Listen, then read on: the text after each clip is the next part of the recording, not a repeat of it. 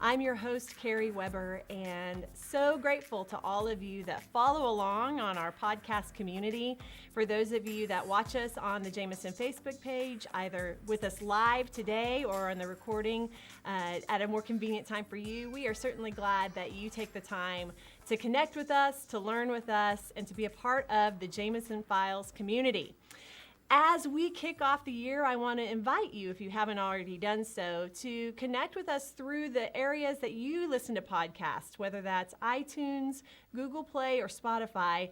The Jameson Files is there, and we are continuously updating our podcast channels with these recordings of conversations with great opinion leaders and industry leaders in dentistry, as well as educational information from the Jameson team. So if you haven't already joined us on the podcast, I encourage you to do so, and please feel free to share that with others. We'd love to grow our community with more like-minded dental peers. The more we grow together, the better we're going to be in 2021, and that's the goal, isn't it? So to kick off our year, I am so excited to have a very special guest, a friend of mine and a friend of Jameson's, Teresa Duncan of Odyssey Management. Teresa, thank you so much for being with us today. Oh, my pleasure. It's so nice to see you. Happy New Year. Happy New Year. And as a brief introduction, I feel like Teresa in dentistry, you really don't need an introduction, but for those of you that may not know who Teresa is an industry leader and key opinion leader in dentistry who has truly taken to heart helping dentists and teams manage their insurance, their accounts receivables, the business aspect of dentistry. And she is a brilliant mind that I have had the pleasure of getting to know over the past several years. Teresa, before we step into all things insurance, which is what I hope that we can cover today, I'd love for you to share tell us a little bit about your story. What led you down the path that found you where you are today? Well, I was an accidental dental assistant. I kind of stumbled into the job, and my boss graciously realized I wasn't a great dental assistant. And when I suggested moving up front, he was like, yes, that sounds good. So I know about dental assisting. I was sort of good at it, but not great. But I was a much better admin person. And so that's where I made my journey. Went to manager and then consulting and speaking. And that's where I found really my home. So I've met a lot of good offices and a lot of good managers and doctors along the way. But I realized when I started speaking that I could meet even more and help educate as well. So that's my story. You know, one of my memories of you of most recent years was being at the annual meeting for ADOM. Teresa has really poured into the office manager community, the ADOM community, and you were on a panel with an incredible panel of leaders in dentistry on the main stage, and I couldn't help but laugh because it felt like every single question was an insurance question for Teresa. I have a question for Teresa. I have a question. And they were hammering you with some really challenging questions, and you just, every question you had an answer for, and I felt like, boy, what a gift to our community to have someone that has a passion for this in the way that you do and continue to help dental professionals. So my questions are all angled towards insurance. I hope you're okay with that.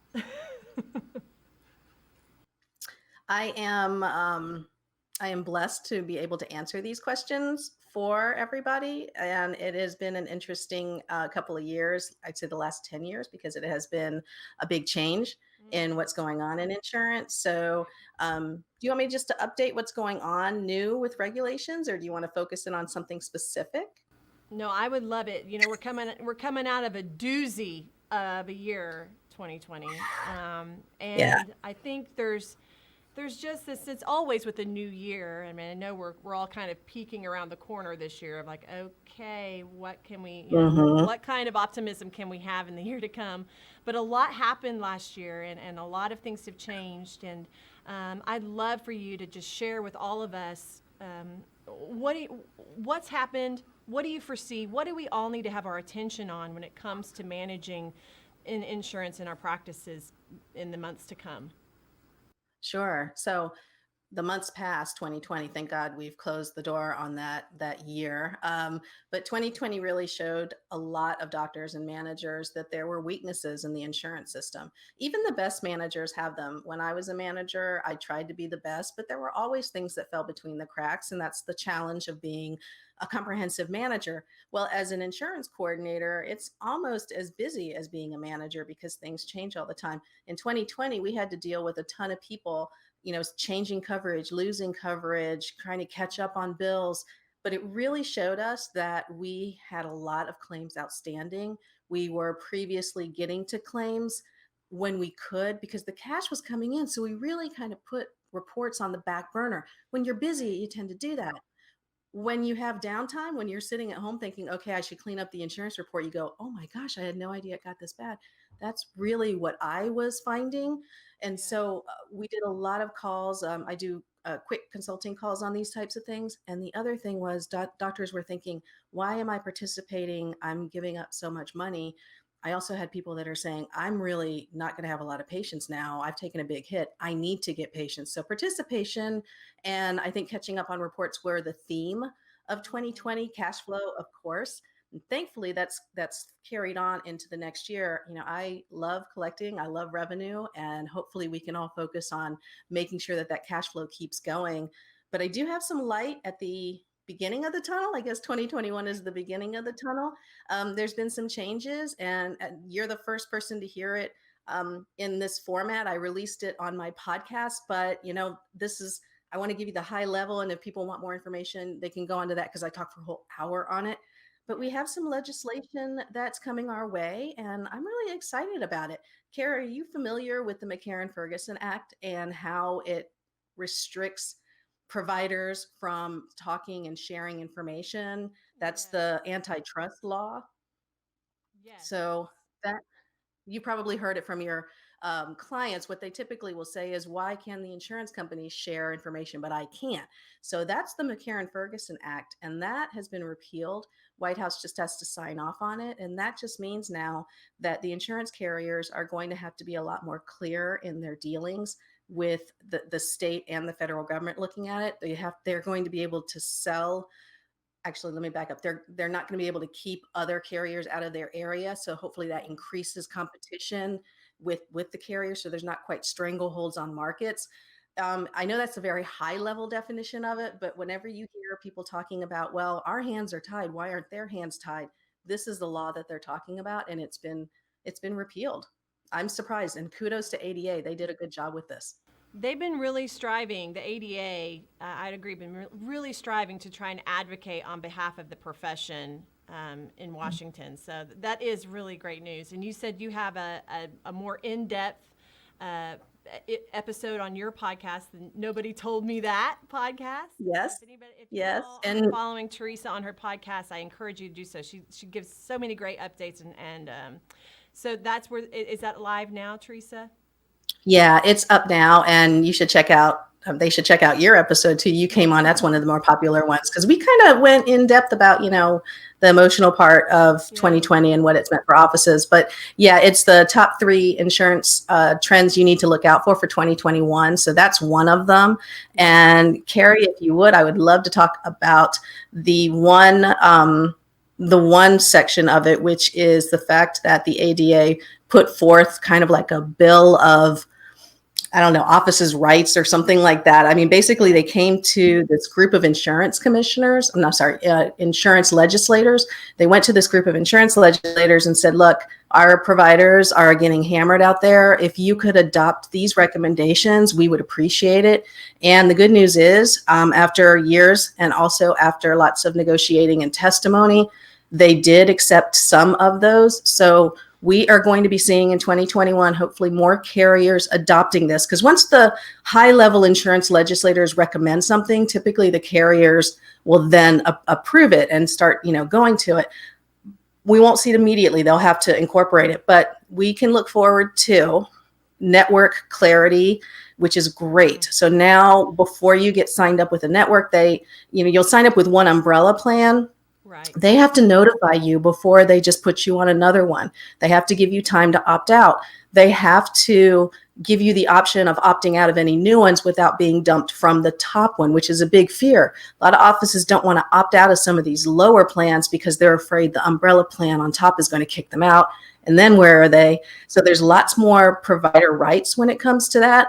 They're also looking at having virtual credit cards not be mandated, which is nice. So we have to be notified if we're moving to that, and we have to be notified of all of our options, and we have to be notified if it costs us extra money to go this way. So lots and lots of changes that the ADA has brought forth. There are other issues that didn't quite come to pass, but I'm happy with the network clarity piece on its own because lots of confusion, just straight up confusion about which network am I in. I don't even know which network I'm in.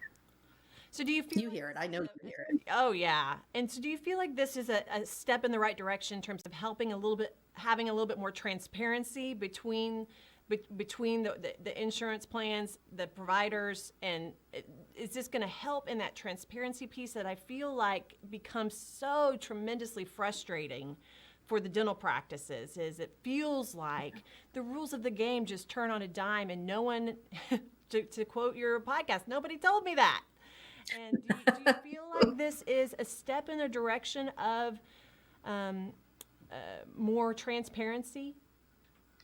Yeah, I hope so. And, for your listeners who aren't familiar with me, I work also with insurance carriers. I'm friends with a lot of them. I'm on committees with them. I'm part of a big organization. And, I guess representing the provider side. On their side of it, the lack of transparency, the craziness is also felt on their side because it drives their costs up because we're on the phone calling all the time saying, what is this? What network am I on? So they're also feeling the pinch, the financial pinch, and it's just a bad vicious cycle because I want to say to them, well, if it wasn't so difficult, we wouldn't be on the phone with you all of the time. And but I just kind of go, well, and they know, I mean, they know they're people just like us. So yes, I do think you're going to have a lot more transparency. I think there's going to be more transparency to the patient too, because there's nothing that's more disappointing for a patient than to think that they're going to an in-network dentist, get there and then realize, oh, wait, you're not in the network. Why is the online listing wrong? And that's another part of it too, is that they have to, within a certain period of time, update their online directories. That's why we get calls and they swear up and down that we're in network with them, but we know we terminated with them 30 days ago. It's Right. just nobody wants to argue with a new patient. That's not No, fun. that's not a good start to any relationship, really. No, not at all.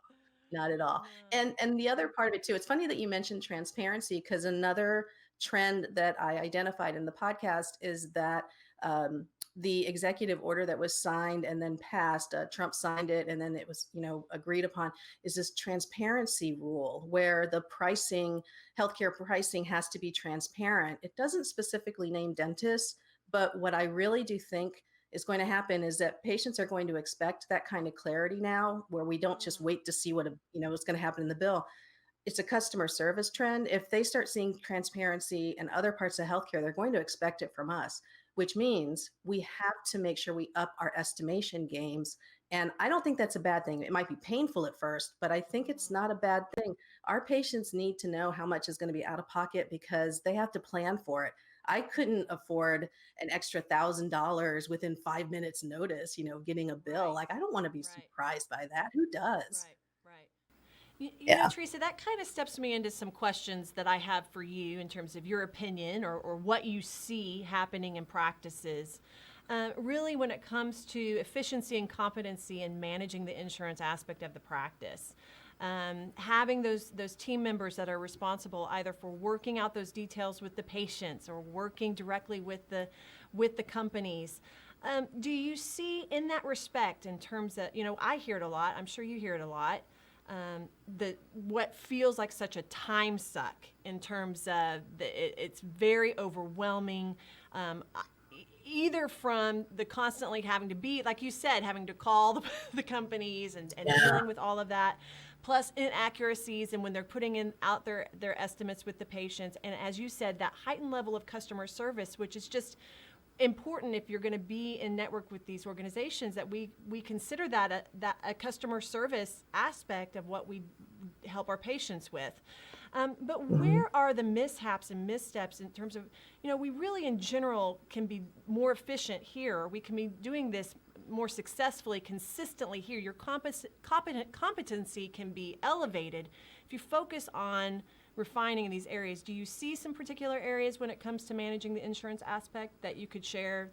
That Sure. Well, I think it's really important for the insurance coordinator to identify what the most mundane tasks are and take those off his or her plate. And I know it's counterintuitive to use an outsourcing service, but I used to not recommend them maybe 10 years ago because they were still kind of getting their groove on. There were only a handful of really established ones. And now we see who's, kind of survived long term. But things like checking eligibility and benefits, posting insurance checks, even just sending out claims, a lot of that stuff can be outsourced, all or some of it. The eligibility and benefits is tedious, tedious. I would outsource that in a hot second. My skills as an insurance coordinator are best put in submitting the claims, making sure documentation is okay, talking to the patients about estimates. And I really enjoyed putting in checks and running reports. Let me do what I enjoy as an insurance coordinator, outsource all that silly stuff. I mean, it's just like a receptionist doesn't want to sit on the phone confirming. So what did we do? We got smart. We started using reminder systems. There's no reason why that little piece of the puzzle can't be taken away from us and, alleviated by some outsourcing. The other section that I would love to see get more accurate are, of course, the estimations. I think if you don't check benefits, you're not going to find out about these crazy clauses and these crazy plan designs.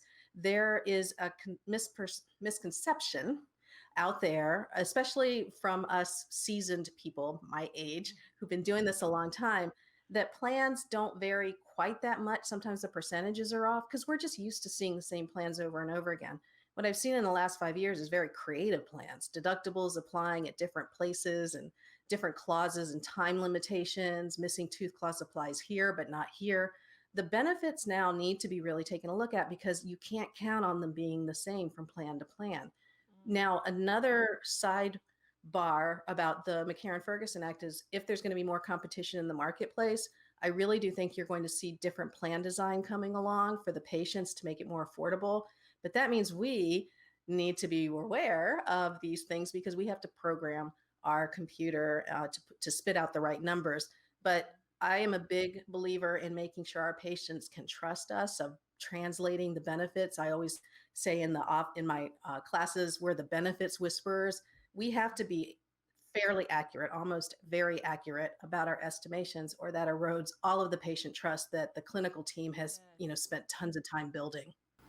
Well, that is a perfect point of how your emphasis practices, those of you listening, on your preparation before presentation. What a difference that can make. If you're running in trying to just slam dunk a presentation and you haven't taken the time to effectively prepare for it, you're teetering on a line of trust with these patients and their perception of you as their provider and the value you bring to the table in their relationship with you in the practice. It just is what it is. And so Yeah. to say that's not my job or that's not my role, well, you're making a choice to diminish customer service and diminish an opportunity to build trust and relationship and build you closer and closer to a yes. And Teresa, I think this is a perfect time to give a little plug for your book, Moving Your Patients to Yes, because you talk a lot. I have the book, our team has your book, and you give some very specific verbal skills when it comes to this area. It's a really great, it's not a massive take on to read that book, and it's a great resource to have to reflect back on. So Well, I thought thank that was you. great. Yeah, the book was a labor of love, honestly, and it really came from all those years of having those conversations with the Yeah. patients where I would have to give them big numbers and then soothe them over a little bit. So Right. I started to learn what worked and what didn't. And, you have to take into account patient personality. But yeah, the book Sure. has tons of scripts and verbiage and, reasons to say this and not that. And it's not a hard read. It's less than 100 pages, but it is, I hope it will be very helpful for you.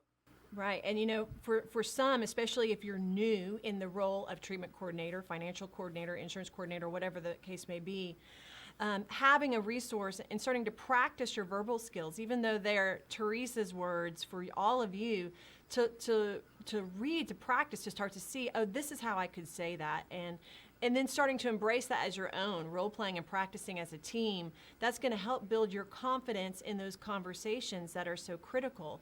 So by preparing, by practicing, you're going to be a better resource for your patients and a more effective team member in the role that you're in your practice. So it's a great book, Teresa. Thank you for writing it.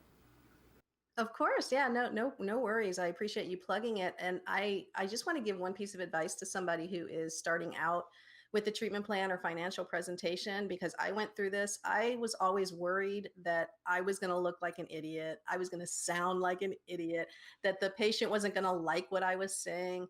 And there was a big click that happened one day when I realized this is not about me. This is not even anything about me. The patient's not listening to me and judging my presentation. The patient is hearing what I'm saying and then thinking, okay, I need to maybe move some money around, or maybe I can't afford to do this. And oh, that tooth is worse than that tooth. The last thing they're thinking of is my presentation skills. So get over yourselves. Just present the information and answer the questions, because I mean, I was really, oh my gosh, how is this going to be received? It is what it is. What your job is to present it and then help them noodle through it. When you do that shift, I think it helps a lot. So well said, because I couldn't agree with you more in terms of just becoming comfortable in being in that conversation. You don't have to be the master wordsmith, but you do need to work at Right. being comfortable in that room with that patient, so that they see you care about them. It's really, just as Teresa said, it's not about us, it's about them, and helping them find a way to get what they want or need. So I thought that was so beautifully said. And I also want to encourage everybody to rewind and listen again to how Teresa told us to prioritize the tasks on your plate. If you're looking for things to delegate, if you're looking to be more efficient in your role in terms of managing the insurance aspect, the benefits aspect of your practice, rewind and listen to that checklist that Teresa said, because I think that can really help you, give you something to put on paper and really review what is the highest best use of your time, and what can you be doing more efficiently and effectively, and what could be delegated elsewhere. Which you hit a question I wanted to ask you in that, so I'm rewinding a little bit back to the comments you made, Teresa, is when it comes to outsourcing. I was glad you brought that up, because I am curious about your opinion on outsourcing, in terms of, when do you feel like a practice is ready to outsource, or is really it qualifies as an investment worth making and taking to outsource some of those services to a different place? I would think about it before you need to. And let me just set the scene. If you're thinking right now that, oh, I hadn't considered that, this is the best time to do it, because what you're not going to do is stress out your team member. What I hear most often is, I get the call or the email, I can't do this anymore. I need to outsource. I was thinking about it before, but I just can't do it anymore. Can you send me the names of those companies you talked about, blah, blah, blah. When you are doing it in a rush, you're not going to take your time picking the company that you gel with. So there's a lot of companies out there. You have to, first of all, make sure they're valid and that they've been in business a long time, and that they can give you referrals of customers who have been customers for longer than a year. That's a requirement. Now, if you are doing this before you need to, that's the ideal time to do it, because when your manager or insurance coordinator comes to you and says, we need to outsource, reading between the lines, they're stressed out. They're done. They want to get this off their plate, and it's been a source of frustration. I want you to outsource before it becomes that source of frustration. Great insight. So really taking a look now, as hopefully many of you either in December or in January are taking a look at where we are now, where you want to go in the year and years to come. And as you're reviewing the systems of your practice and really determining how are we doing in this aspect, take the time to look at how you are performing in terms of managing the insurance, if you're in network with any plans, how that is how that's being executed in your practice. What's your team's overwhelm? What sheer amount of time is being taken to do that portion of the show for you, and making Yeah. those decisions so that you can make really healthy and educated decisions for yourself, and then start thinking, just as Teresa said, look for longevity. That's a key in all of them. There's all in patient financing, in Yes. insurance management. Yes. Longevity makes a difference, and so Yeah. looking for people that are going to be with you for the long haul, and Yeah. and it really help you see a difference. So and determining what's your philosophy of practice, and are you truly in alignment with that company's philosophy and how they do that work, so that it is a great blend of services. Ask your colleagues that you respect, your fellow doctors, fellow managers, who are they using and who do they like. There's there's companies who are great, but you may get a really bad representative. Maybe they're new. That's why it's nice to get a referral and to make sure that that person's been there long term. There's a lot of new companies that are popping up. I love entrepreneurship, so kudos to them, but there's definitely things that have to be fulfilled. HIPAA has to be a part of it, secure um, IT. The IT has to be protected. So it's not just somebody who's sitting down, feeding their baby, checking claims. There needs to be some stuff in place. And if they have that stuff in place, check the insurance eligibility and feed the baby. Go for it. But we have to make sure that we have all of Yes. that in place. Yes, absolutely. Well said. So as we kind of come to start to wrap up, Teresa, I do want to ask a Oh, bit more of a philosophical question sure. for you. When it comes to insurance and dentistry, dental benefits, um, what do you foresee in the future that we as dental professionals really need to be prepared for, or aware of, or putting into consideration for our practices? Where do you see insurance relationship and dentistry moving into the future? So we have there's a lot of studies that show that patients come to you because they have insurance. So, as I know, a lot of offices are like, oh, I hate insurance. I kind of look at it the other way. This actually gets people in the door. One other vehicle to get people in the door is in-house savings plans. To do your research on that, I'm sure you have companies that you work with your clients. Just do your research on that.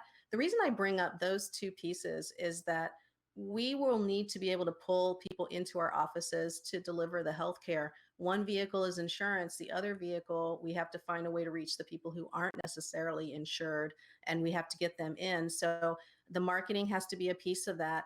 I think you're going to see more patients realize that they're paying a lot for their dental insurance. So one thing that a lot of people don't realize is that the trend with paying the premium, the employees have actually been bearing a lot more of the cost of the dental, not healthcare, but the dental part of the premium. And so it's actually costing them a little bit more. So when you bring that up versus an in-house savings plan, there's a big savings to be had by the patient. And it's better for us if you think about it.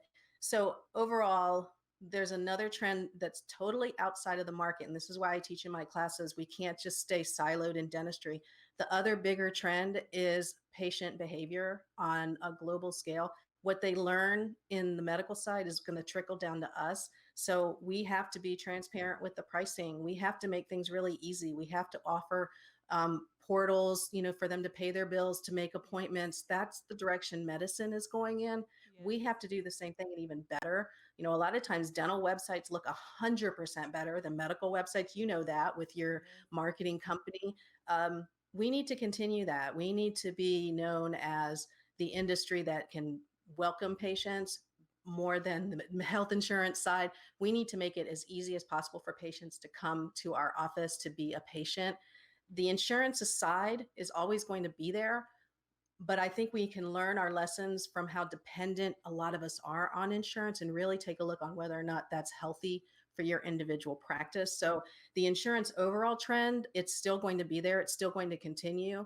How the practices deal with insurance, that trend, I think a lot of you have to do some soul searching on how dependent you want to be and also how creative you want to be in your marketing. Because when you take away the insurance piece, you have to make it up with something, and it's going to be marketing. Whether you're going to have to up that budget in marketing, and it's counterproductive, right, to go off of a PPO and risk losing patients, and then I want you to spend more money on marketing. but trust me, it works. And people like the Jameson group will guide you through that. I know that because I know people who have been guided through that. Thank you. And you're absolutely right, Teresa. It's like balancing a scale. With when you release Yeah. of one, you've got to fill that with something else. And so it really is a matter. It always comes back to, as entrepreneurs, as business owners, putting on your business hat and really determining what's ideal for me. What's an ideal version of my practice? What's the balance of plans versus fee for service, or marketing and getting off these people? Whatever the case may be, claim your lane and then make Yes. decisions worthy of that pursuit. And embrace it. If you want to be a network, embrace it. You have to stop treating it as the ugly stepsister, because you chose that as a part of your treatment mix in your practice.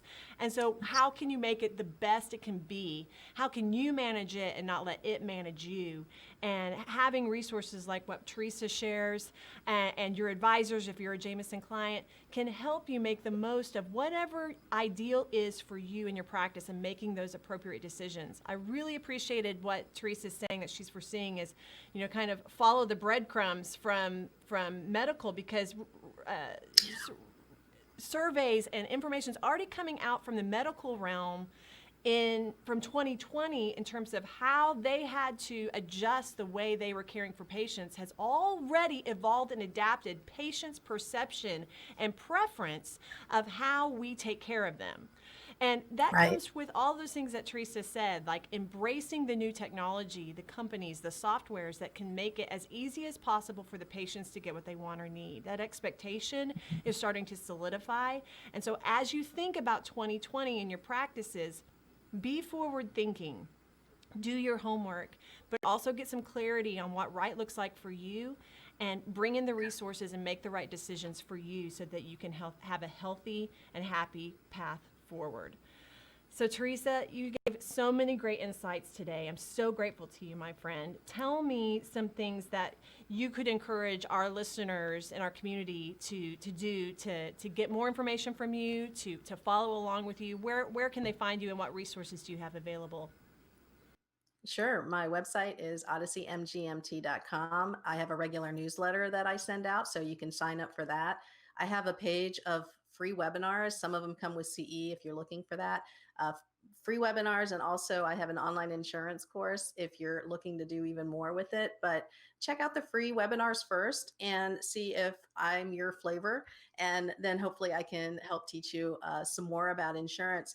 But I want to urge you to just stay on top of the regulations coming down. And that includes either going through me with my newsletter, or making sure that you pay attention to your state dental society and ADA news that they send out. Because, you used to be able to look up once or twice a year and see what's changed with insurance, and not much change. Then you can put your head back down. Now, every year, there's so many changes going on within a year. You honestly need somebody to make sure that you're staying updated.